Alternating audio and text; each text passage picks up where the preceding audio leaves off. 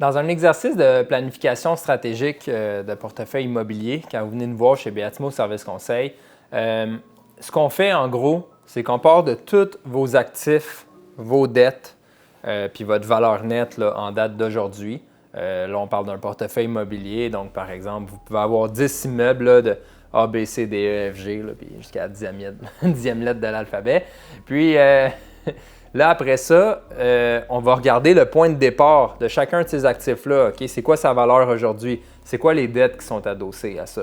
C'est quoi le partenariat en place là-dessus? Y a-tu Jonathan qui a 45 % des parts puis qui a un préférentiel de 5 % sur le 100 000 $ qu'il a investi dans ce projet-là? C'est quoi la structure de partenariat en place?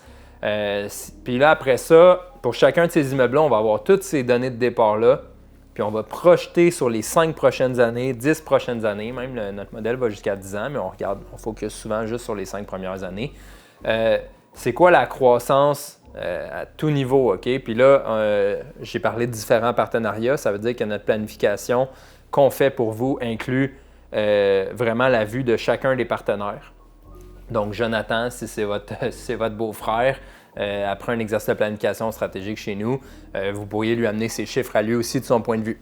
Fait qu'on regarde au niveau du partenaire, puis on regarde aussi un détail par projet. Chacun des projets en isolé, on va regarder c'est quoi la valeur nette, oui, aujourd'hui, mais dans 5 ans. C'est quoi le taux de rendement interne sur cette propriété-là? Puis après ça, on va trouver le même tri sur le portefeuille complet, puis même des sous-segments. C'est un tri, on peut l'analyser par ligne d'affaires, par exemple la construction neuve versus votre ligne de multirésidentiel comme plus construction années 60-70. On va regarder aussi ce qu'on appelle, nous, à l'interne dans notre jargon, l'appariement des flux monétaires. Donc, tout ce qui est un gros cash flow de portefeuille, par exemple, j'ai un refinancement dans 9 mois sur telle propriété, fait que là, il y a 600 000 $ qui va rentrer à ce moment-là, mais peut-être que sur l'actif F, qu'on a décrit plus tôt, il y a tous les balcons à refaire, puis c'est 200 000 $. Fait que le montant, il y a une partie de ce montant-là qui va servir à l'autre, puis ça nous permet d'observer à chaque moment dans le temps s'il y a des réinjections à faire dans le portefeuille ou si au contraire, il y a une distribution qui peut être faite aux différents partenaires ou à vous-même.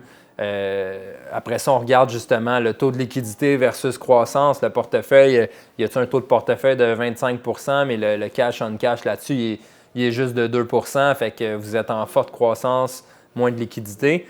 Puis, ce qu'on arrive après ça, on a un statu quo là-dessus.